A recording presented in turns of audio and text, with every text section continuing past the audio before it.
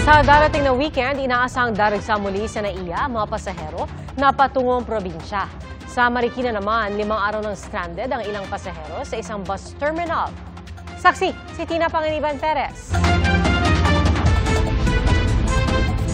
Noong December 24, sana ang biyahe ni Albert pauwi sa Tacloban City para sorpresahin ang kanyang pamilya noong Pasko.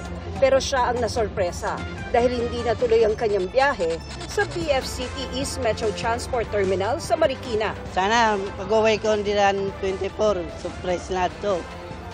Nagkuhan na lang 26, wala na. Anong ginawa mo nung nagsibuela? Wala lang. Ang ilang pasahero sa terminal na inabutan ng Pasko. 5 days na kami dito, stranded. Dito lang ng Mascao, nagtatawag ng mga kamag-anak. 5 days na. Hintay namin bus, wala biyahe. Pag walang biyahe, barak ko doon eh. December 23 naman dapat ang biyahe ni Mang Joaquin papuntang Rojas City. Pero naurong daw ngayong araw dahil walang barko sa Batangas. Ang mga kasama niya, humanap ng ibang paraan para maunang makaalis. Ang isa, nakasakay ng bus pa Batangas Port, pero stranded naman daw ngayon. Hindi ko alam kung makaalis kami sa barko, makasakay kami. Kung abutan kayo ng New Year. Mas lalong masakit. Nakipagpulong na ang BFCT Terminal sa mga bus company para hindi na maulit ang ganitong problema sa bagong taon. Kinulang sa bus. Sa tingin ko may mga lapses din sa overbooking. Siguro isa sa mga naging dahilan dito is yung special permit nila para sa mga added buses. Kaya kinulang din sila ng mga bus. Problema rin anya ang mga scammer.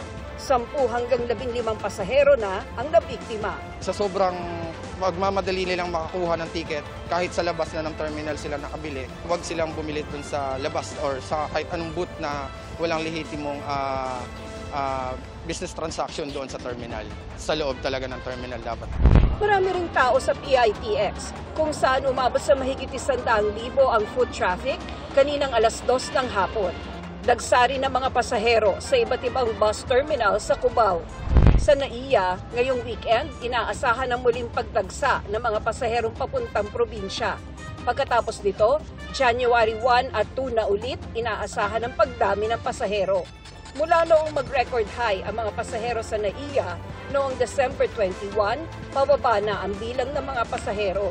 Lagpas 136,000 ang bilang nitong araw ng Pasko. The benefits that they're feeling now are works that were done maybe first half of the year by MIAA. Yung medyo comfortable na yung temperature. NNIC now is going to build on that.